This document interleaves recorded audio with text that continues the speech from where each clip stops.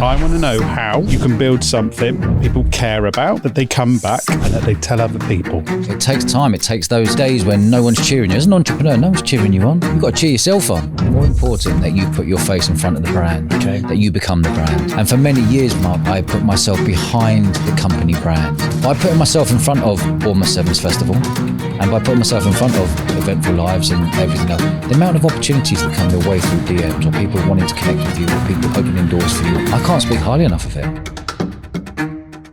The moment when something is working is when you know it is bigger than you. Welcome to the show, listeners. Today, Dodge and I are going to look at when we're making the things and our work that starts to grow, where we start to realize it wasn't all about you. May I ask you a question, Dodge Woodall? Go for it, mate. I don't know what questions are coming out of you. Hit me with your bloody shots. What's a sign that you know?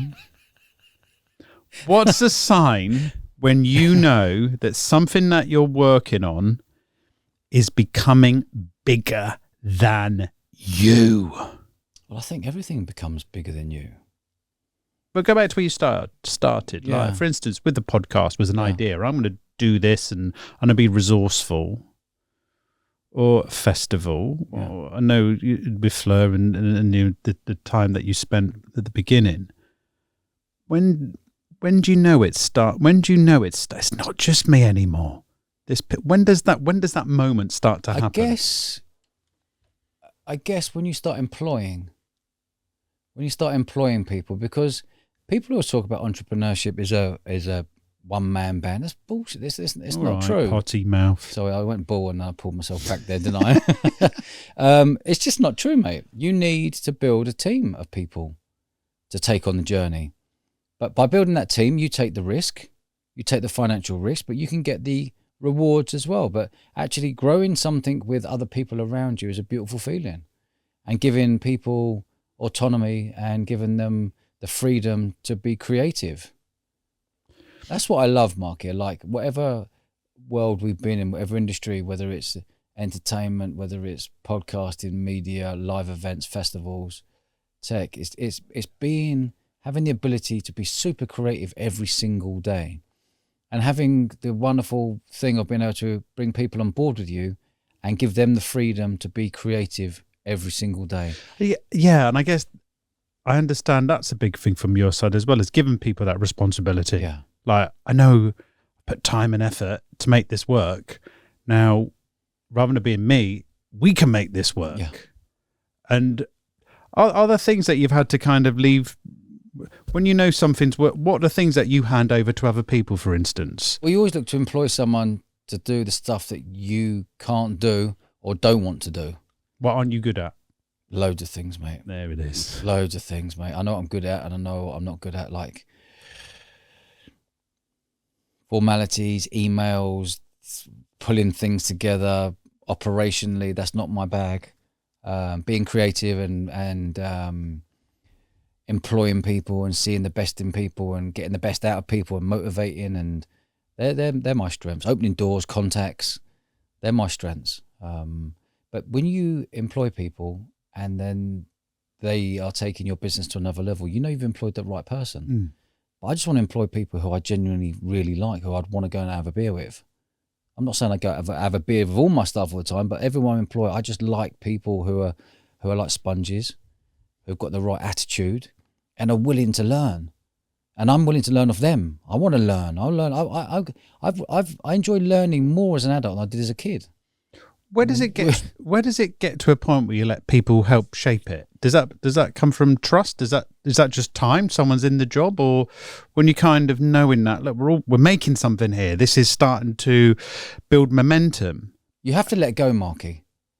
Like, there's a big thing out there. Like, not a lot of entrepreneurs and business owners ever do. I've been very good at one of my students. Been very good at letting go of having power of your business and the power of making that big decision.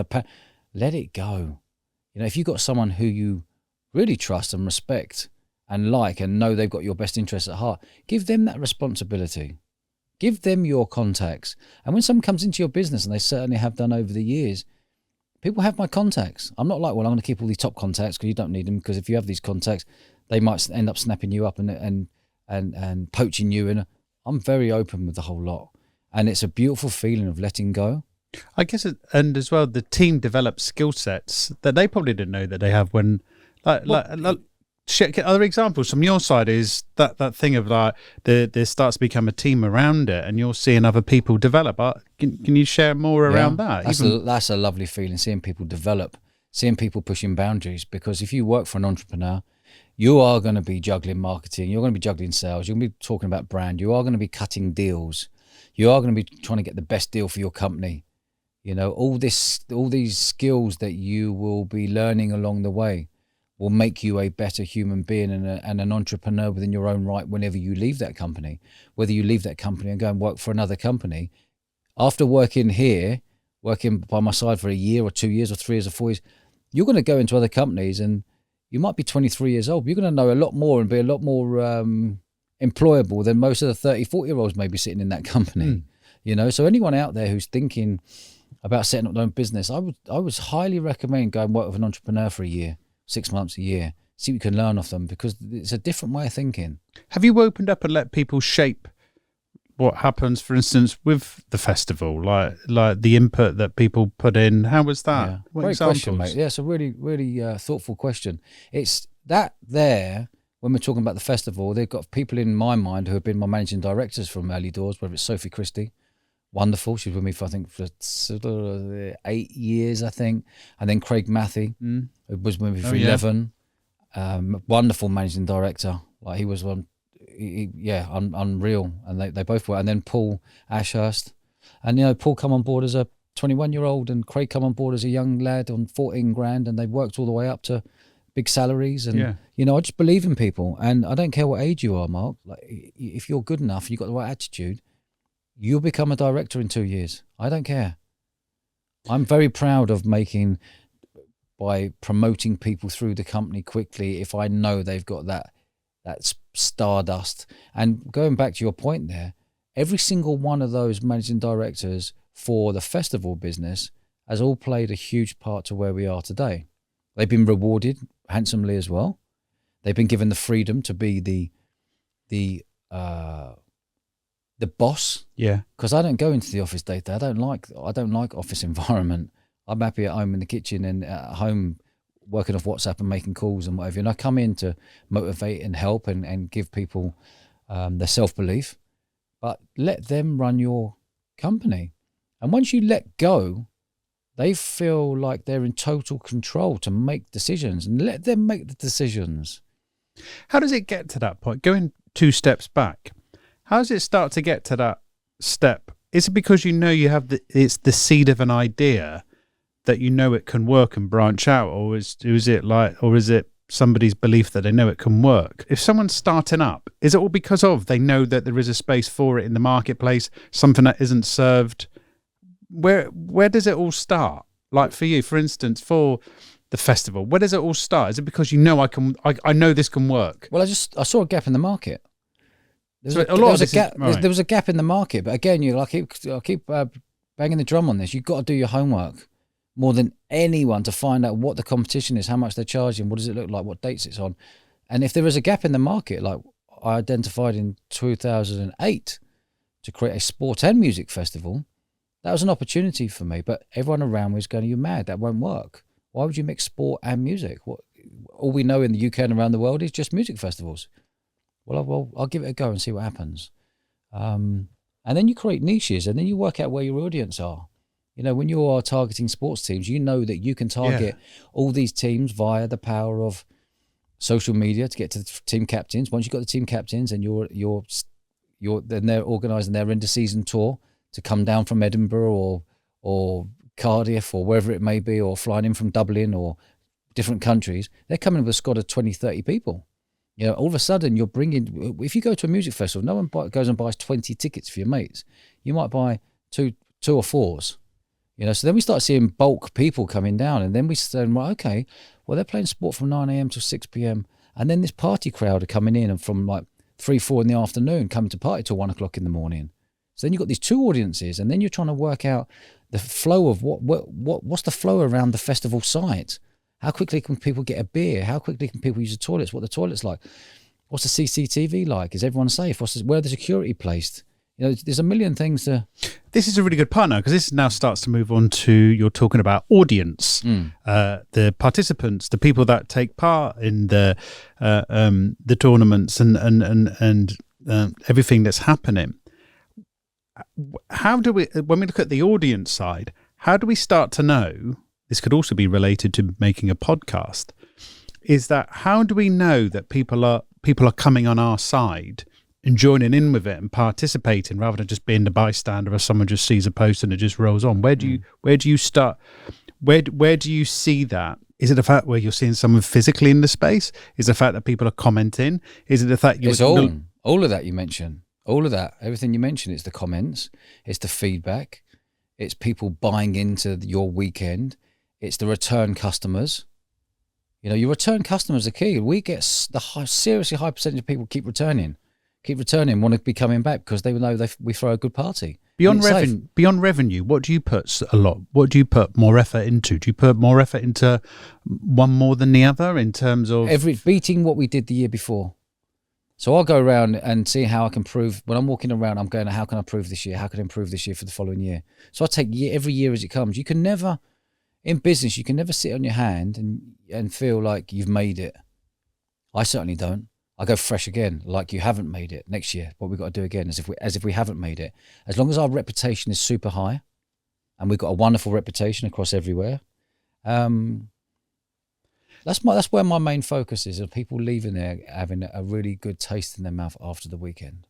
Is that then that rubs off on everybody else who's a part then of the internal team, but you have to lead it by saying, I don't want us to kind of accept this is what it is, because we need to work not even harder, but we just need to push that needle to kind of take it to a place where not just I want to take it, but you can shape this. You want everyone to feel who works on that field. We have 1,000 people working on the weekend. Okay. You want them coming back, going, I love that weekend working there. I work behind the bars, I work in security, I work in the ambulance room because of the injuries, or work wherever. Everyone feels part of this this electric atmosphere that we create there, that people want it to be a really successful festival. I'm going around high-fiving the bar staff. Good luck this weekend, because they're under serious pressure. They don't know who I am. I don't know who I am, but go around, everyone you meet who's working there, good luck this weekend. And everyone's got that vibe at the start of that weekend. Because it takes 2 weeks to build the site. There's a vibe there of people working serious hours to create, 67 acres of land into a festival, a mini town. And then on the weekend, you've got to have people take their energies to a whole new level if they're putting in a shift from 9 a.m. till 1 a.m. over 2 or 3 days. Do you need that if somebody is starting something? Is that vision integral to what you need to build? Like, did you always know that if I started from year 1, by year 10, I know it's going to have X amount of people that are supporting this? Or do you not know at the start? No. You didn't know at the start. I didn't know whether it was going to work or not. I believe it was going to work because I thought there's a niche, there's a gap in the market. But you don't know your revenue streams. You don't know your revenue incomes. You're going from the nightclub world where you're taking door money. There's one revenue stream. You go into the festival world, you've got door money for tickets. You've got sponsorship. You've got all the caterers paying you to be there. You've got all the teams paying to be there, team entries. Then you've got your upgrades of VIP, VVIP, camping and glamping. And then on the weekend, when everyone's there, it's about how much they spend on the bar. Okay. So each year I was working out. Year 1, I didn't know. Year 2, year 3, year 4. Then you start seeing a pattern. Okay, people are spending that amount of money on the bar. Okay, people are getting upgrades. Okay, the campsite is going from 500 people up to 3,000 people. Okay, the following year when we had glamping, when glamping wasn't really a thing about 8-9 years ago, and this thing called glamping, you paid a lot more money with the tent's already up there. Then you've got a nice big comfy bed and a side table and a plug for your phone, and there's a big vanity unit next to it where people are doing curling their hair and straightening their hair, the girls, and you start making. Do you stay? No. I'm 10-minute drive, mate. I want a comfy bed. But there's a lot of staff who have stayed over. My old man stayed over the last 18 years because he's in charge of the money when it wasn't all tap and go. Again, he had an amazing role. over the years. He's been an integral part of the festival. Where do you think the risk is? Like if someone's making something, they know it's starting to grow.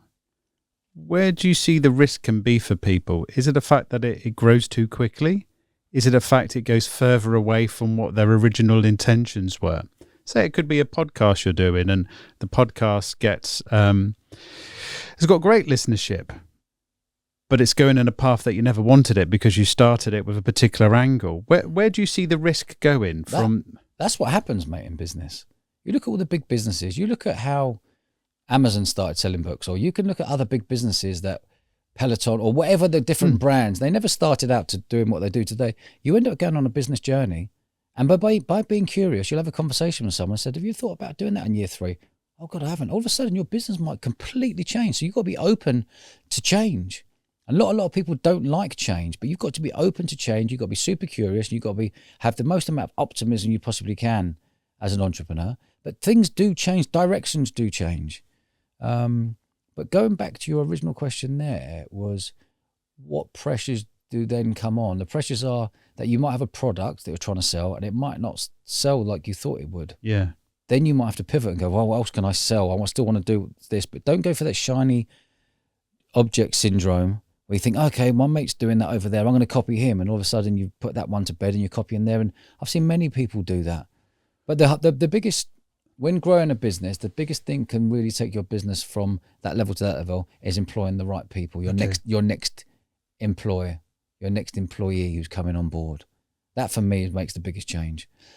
The hardest thing about business is employing too many people too quickly, because your monthly overheads might go from $3,000 to $20,000. Then you've got your office rents, and then you've got your business rates on top of that. Before you know it, you can come unstuck. There's a fine balance of not having too many people and not having too little people. You also highlight, you just shared there about you need to be open and the ability to have conversations and to welcome input.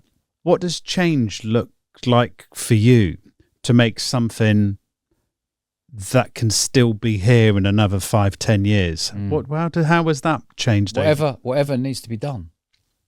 Whatever needs to be done, where you've got to change direction, whatever you have to do to make that decision, make it quickly. You know, that's the beauty of being a lifestyle business where we're under 10 full-time staff. I love lifestyle businesses, by the way, and I think they're the way forward. Anyone out there thinking you want to go and grow an empire, it's very dangerous to go from that over 10 employees to 30 to 40 employees. You could be in a real desert.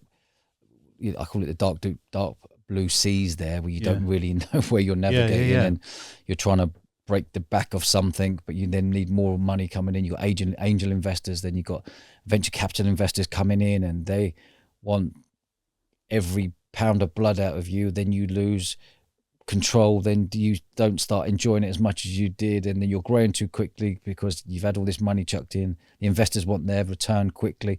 Like, you're in a whole dangerous game there. That's another world, which we can talk about another time. But I'm a big believer, and have done for the last many decades, of being a lifestyle business. What have been some of the biggest changes you've had to make over the years? Where have been those moments that you've had to kind of make these changes as you're going along? Yeah, I think the changes on this one is it didn't start out to be a business. It started out as, I'm going to do a podcast because everyone was talking about go and do a podcast. So I set up a podcast called Eventful Entrepreneur, did that for 2 years. Then we started up Eventful Lives. And then along the way, you're working it out, going, oh my God, all of a sudden, if you start posting on Facebook, they're starting to pay you now. Well, we didn't have that when we started. TikTok, they're starting to pay you now. Wow, didn't have that. Spotify and Apple, through sponsorship, they're starting to pay you. YouTube are paying you. So all of a sudden, you've gone from no revenue streams to maybe 5 or 6 or 7 revenue streams. You know, so you adapt very quickly, and you can get excited very quickly as well. And everything that we've done with this podcast and the money that's come in, it's just pumped straight back in. Whether you've got a nicer studio, whether you got a creative team next door, if only a small creative team, 2 or 3 people think we must have a team of 10, 12, 15, but it's not, you know, and you work it out as you go along, and the journey is so much fun. And that's why we're proud now to, I don't know anyone worldwide who has a podcast with an umbrella podcast with 3 podcasts sitting underneath it, with Eventful Lives, Founder, and Ask Dodge. Again, no one's doing it, but we want to be the pioneers here to work it out. Going, hold on a minute. Instead of having 3 separate podcasts, which would be 3 separate headaches of uploading on your YouTube channel on different users, we've just gone, you know what, we've done 5.5 years now. Why don't we put it all under one and leverage our audience? That some people really might like the founder one to be pure business. Some people really might like the Ask Dodge, which is pure business. And some people really like the Eventful Lives one, where it's ex-police and SAS and whatever it may be, criminal underworld, sports stars, etc., etc. So we feel like we're giving people options. And some people might like the business stuff and that stuff. Some people might just like that and not the business stuff, or vice versa. So it's now at a point where you're going, right, okay, what are the next steps for us? And when people approach you and want to sponsor the different podcasts you got there, okay, that's another revenue stream that comes in. What else revenue streams are coming in? Okay, it's revenue streams where we're in the middle of writing a book at the moment. All of a sudden people might want to look at your book and enjoy reading your book. So, but I didn't know all this. I see, as I'm trying to piece this together, what we're talking about here is that we're talking about this show of how you can build something that is bigger than yourself. And what I'm starting to interpret is, well, we don't know, but it is all about, everything you're talking about here is like, I have a map and I'm going to make the roads up as I go along. Whereas the kind that idea of that journey, you just need to be on and embrace that journey and these different kind of twists and turns that come with it. Because otherwise it becomes too rigid, wouldn't it? Imagine if you started a podcast and say, right, my goal will be 100,000 listeners, or I want to make X amount from YouTube, then that's completely different from, oh, look, there's an audience and the audience are giving their input, so I can create these different shows that are there for different audiences, or they can all join in.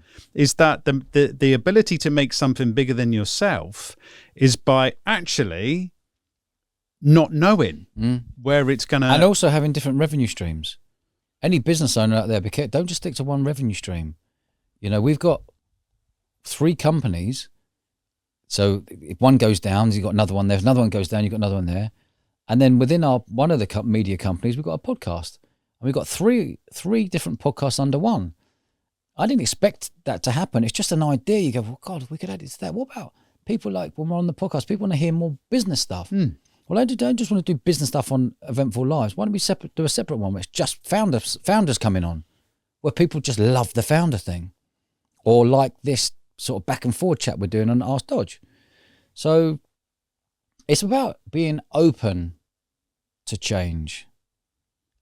And it's about being constantly curious and pushing boundaries to see what else you can do to leverage what you've currently got. Hey guys, we've been running this podcast now for 5.5 years. We've had some most amazing business guests on here. Simon Squibb, Daniel Priestley, Barry Hearn. The list just goes on, from billionaires to people who have built brands. If you want to come on the podcast and talk about your business and sit here with me in the studio and tell your story, go check out dodgewoodall.com/guest and check out the 3-minute video. We've also left the link below as well. What are your limits? For instance, what are your limits? Like, for instance, if you then talked about limits are, I don't want to employ, I've got no interest in building more people, more kind of responsibilities. Imagine if there was another product that come from, where are your limits that are things that start to push you, would be like, this is starting to become uncomfortable now? Well, if it ever got like that, I would stop. If any time I don't enjoy what I do, because I'm addicted to this, man. I'm addicted to business. This is my extreme sport. I'm addicted. I love it. Everything about entrepreneurship and live events and festivals and media and podcasting. I genuinely get up and I love what I do. So there is joy out of all this, isn't there? There's serious joy. And I get more joy seeing the people who work alongside me, the creative team, loving what they're doing coming into work. We're only a small little team, but we're punching way above our weight worldwide in 187 countries in the top 0.5%. All this with podcasts globally and all this wonderful stuff that keeps coming in, but we certainly keep our feet firmly on the ground, Mark, because we don't know what could be pulled from underneath us. YouTube might go down one day. Well, there's a massive revenue stream that you lose. Facebook might come down. You might get blocked. You don't know what's coming, but I love it not knowing what's around the corner as well. It keeps it exciting. It keeps you on your toes. Is that what people need to embrace more? That ability to be nimble by knowing that. Do you know what I mean? You never know what's just around that corner. You've got to protect yourself, or you never know what's just around, as you said there. Yeah. Is somebody like Spotify shuts down or something else? Is that the ability to keep going? Is that you need to be nimble and 100%. And that's the beauty of having your own business. You can make decisions very quickly. Where the decisions like we've just made recently, some big decisions with the route that we're going down with the whole podcast world. What we're doing is that might take another podcaster who is been bought out by one of the big radio stations. That might take them 2-3 months to make that decision. But that's the difference of being solo and not being tied by anyone, or making that decision that you want to sell your podcast and be under a big umbrella and be told what to do. When no one tells us what to do here, no one's ever told us what to do ever. Not just in podcasting, in anything that we've done. So it gives a lot of freedom. And when you've got freedom, you can be so creative, because if you come up with an idea, we could have that idea turned around in 5 hours, 6 hours, 9 hours, change the branding, put it up, upload it, get people's feedback. People are really liking this. Bam, we're off. So this theme today that we're talking about, this show around making something that does become bigger than you. So if somebody's listening, they're on their own and they are seeing a return for the work that they put in. When it comes listen, that may be team or it may be audience. There may be a bigger audience, or knowing that there are more people that are alongside them. 2 parts to this. The first one is the shift around mindset. Like it is a lot of this around mindset. Like you can hunker down. It's all going to be me. I'm going to kind of look after this on my own, and I can make my money and everything by myself. Or is the mindset like what you were saying there about being open? I want to progress. I want to look at new routes. So mindset is probably one of the biggest keys to letting you progress and not being held back. When mindset is everything. Mindset is everything. Understanding your mind is everything. Understanding your subconscious mind, the bloke who speaks to you 30 to 40,000 times a day on your shoulder, in your mind. If you understand that conversation is going on, you can make some brilliant decisions because you're in control of your emotions. But no one was ever taught your emotions at school. No one's ever taught about your subconscious mind. No one's ever really taught about using the mind, to be creative. We'll be doing sponsored walking across hot coals before the end of the month. With a pint, hopefully. Friday afternoon. And to that person that is listening to this, like I said, no, this is working. I'm going to tap into you now and your kind of advice and support for someone. If they are, there is the person that is making something and it is working and they can slowly see where a future could be. What would be your kind of words of support for someone where they can see that something does have a future? Lovely feeling. I call them breakthroughs, and I celebrate every breakthrough. What's been your biggest breakthrough? There's loads, mate. Loads. There's loads, and it happens, and I identify them because I'm aware of that emotion I get when there's a breakthrough in a business, or something just happened, or we've had a phone call that's gone through, or whatever it may be, to enjoy a breakthrough. And as you're building a business, you'll get lots of breakthroughs. You'll get lots of no's. You'll get lots of frustrations. You'll get lots of, why am I doing this? You'll get lots of, will this bloody thing work? You'll be laying there at night going, am I just wasting my money? Am I wasting my time? But if you keep on going and you truly believe in it and you're banging out days and days and days and days, and those goes into years, all of a sudden, it's like this comes and gets you. Because if everyone had it easy, it wouldn't be as fun. Like, you got to go through you got to jump through so many hoops, Mark, to get to a point in business where you're like, yes, I've had a massive breakthrough. I've broken the back of this. And it might be the finances. It might be after paying everyone you haven't paid yourself for 3 or 4 years. And all of a sudden, you can now start paying yourself. Because up until then, it's just an idea. But not many people can execute it. Because after 2 or 3 years, most people, or high percentage of people go, I'm out. Don't like it. I've got an example for you. Go on. I've got one for you that died from your side that worked. This all does come down to intelligence, shall we say, market intelligence. So when you talk about breakthroughs, and it is that when COVID had happened, by looking, I'm going to create a learning platform. Yeah. When everyone, and that thing that goes alongside that, like I'm making something that other people join in with, that is giving me something that I enjoy, that we can all take from the well. And that means that enables me to be open and nimble and see these little seams, and I can ride these waves where we all become a part of it as well. And that's an example of that, of knowing that when everything was flipped on its head, by looking at a space in the marketplace, I'm going to create a learning platform for people. But that was totally against anything I'm about. Creating I saw an opportunity in COVID when I saw 200,000 people leave the events industry because events were banned. You weren't allowed; they were illegal. So people were like, "I've got bills to pay. I'm a dad. I'm a mum. What am I going to do?" So people left the events industry and went and worked in a bank, or went and worked in a state agency, or went and worked as a builder, whatever, to bring money in. I was like, right, there's a big problem here. What can I solve? Because everything that we do, you have to solve a problem. Like, that's all entrepreneurship is, solving a problem that's actually bugging you normally. Or I was solving a problem that I was thinking, right, how can I fast track people to get into this world called events, which is the most exciting industry in the world? Because you're meeting new people, you can travel the world, every day's different, you're being creative, you can be in operations, you can be looking after bands, you can be looking after DJs, music, whatever it may be, health and safety, lighting, sound. There are so many opportunities in the events industry. And I was like, right, how can I get people fast-tracked?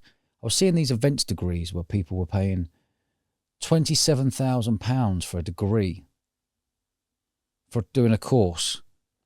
It took 3 or 4 years, probably 4 years with the placement. I was like, well, how can I create something online in the pandemic where people are at home, where I can bring in 40 of the world's leading industry experts to pre-record about what they do in the events industry and sell these courses for 3-4 grand a pop. And that was really hard. And the big thing for me was I didn't want exams. I've hated exams all my life. So we did it in a way that people could do this course with no exams and then get a diploma at the end. We had loads of governing bodies on board. And I didn't know whether that was going to work. I didn't know, do you sell the course for 500 quid? Do you sell it for £1,000? We went in and sold them for £3,000 for level 4 and £4,000 for level 5. But to break the back of this business model was bloody hard. Really, really hard, because it was something completely new to me.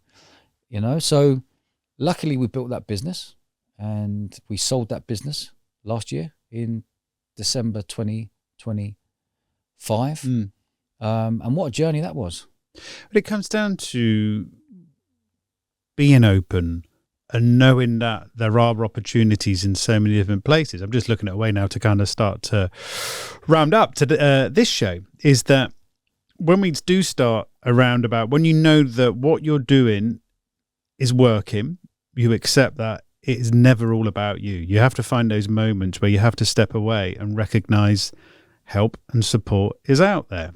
Team members, or even just a confidant, or friendships of people that are out there, but by knowing that they can support. And that's the reason I kind of wanted to highlight about with the learning platform, is that there are other things already happening, but you don't know. And that's this element of the journey, because you never know the opportunities and the doors that open and the conversations start. But it all comes from knowing that marketplace in that space, as we've talked about before. The reason it worked was because of the vibe, but the reason it worked was because there was a space I saw within the market that was untapped that piqued my interest.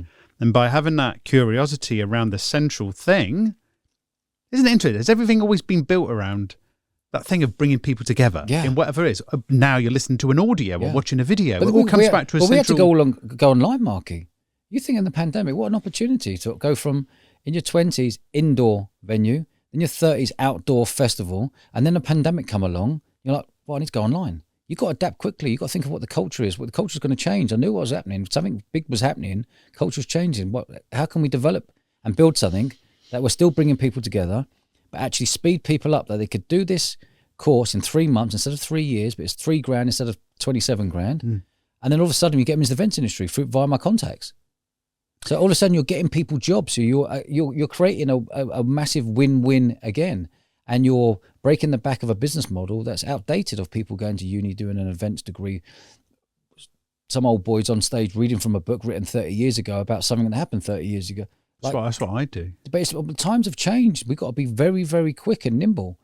And we created something special, and we had a lot of fun, but it was bloody hard work because I had no one to go. There was no, if we follow that business model, we can do that. It was literally working all. I was throwing everything against the wall to see what would stick. And then you'd have to spend a load of money on advertising on Facebook for this course. Then you do a load of money on Google pay-per-click. Then you're seeing what percentage come in and how many people buy. You're working all this out.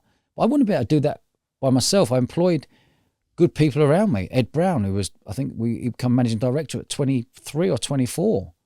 You know, he led this. We had a wonderful team around of Grace and Neve and everyone else who was working on Event Crowd at the time to get it to a point that we built it up into such a way that we could package it up and sell it. And it comes back to live events, because I got invited to speak at this live event in East London at the EC, I don't know, what's that big bill? That big. Here we go. Can't remember the name. I can't remember the name. Anyway, I got up to speak, a guest speaker on there, and one of the guest speakers, the guy who his company ended up buying it. Okay. And we weren't speaking about it. We were speaking about the festival. Again, curiosity and opening doors and swapping numbers. All of a sudden, 6 months down the line, bam, it's been sold. This is a good way. I've come full circle now, because I understand at the start of this, by building something that is bigger than you, all starts from the responsibility and the role that you serve for people. So that role that comes back to many, many years ago, I guess from your side, of bringing people together, and that manifests into so many different ways, bringing people together to learn, to be entertained, to spend time with others. And that's how it comes to a place where we need other people on board, because all of us is better than one of us, Dodge. Agree, mate. It's all about team. It's all about team. And that's where it comes from, led. If you're a sportsman and you've played sport, whatever level you played, it's all about team. Thank you. So if this has piqued your interest, you want to ask Dodge or myself a question to kind of pick up on this theme of what we've talked about today, make sure you send to askdodge@dodgewoodall.com. Thanks for watching, guys. If you'd like to see someone on the show, leave a comment below. And if you haven't already, do us a favour, show us a bit of love, press the subscribe button, and it allows us to grow the show even bigger and bigger each week. Nice one.